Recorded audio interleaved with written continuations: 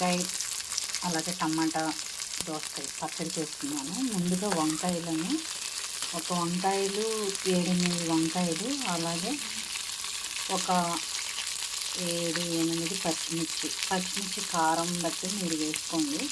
ఇలా వేపేస్తున్నాను ముందుగా వంకాయలు. ఇవి వేగిన తర్వాత టమాటాలు వేసేద్దాము. దోసకాయ ఇలా సన్నగా ముక్కలు కట్ చేసుకొని పెట్టుకుందాము. వంకాయలు ఇలా బాగా వేగిపోయిన తర్వాత కరిగి పెట్టుకున్నాము టమాటాలు వేసేస్తాము.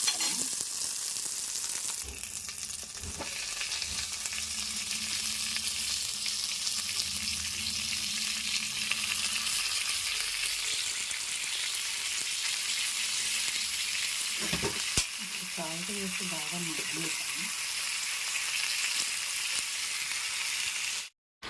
ఇలా వంకాయ టమాటా బాగా మగ్గిపోయిన తర్వాత దీంట్లో తగినంత జీలకర్ర వేసేసి జీలకర్ర అలాగే చిన్నులపాయ వేసేసేసి కొంచెం చింతపండు కూడా వేసి మిక్సీ వేద్దాము. ఎక్కువ చింతపండు పట్టదు, వేసుకోపోయినా పర్లేదు, ఎందుకంటే దీనిలో దోసకాయ వేస్తాం కదా, ఆ పులుపు సరిపోతుంది. ఇది మిక్సీ వేసేస్తాను.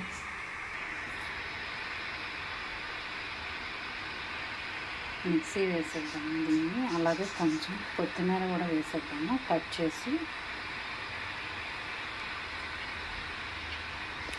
ఇలా మిక్సీ వేసిన దాంట్లో కొత్తిమీర వేసేసి ఈ కొత్తిమీర మొత్తం ఒక గిన్నెలోకి వేసేసి ఈ చట్నీ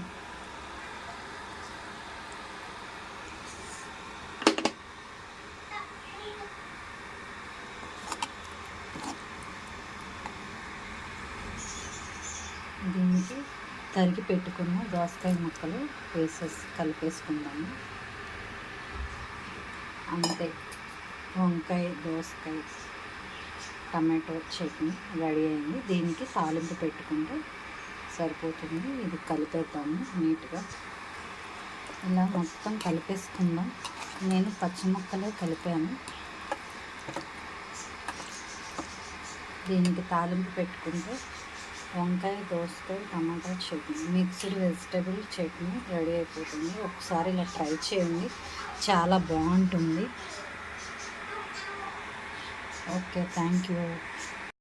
వంకాయ టమాటా చట్నీ రెడీ అయింది. మీరు కూడా ఇలా ట్రై చేయండి. రోడ్ ఉంటే ఎట్లా నూరుకోవచ్చు.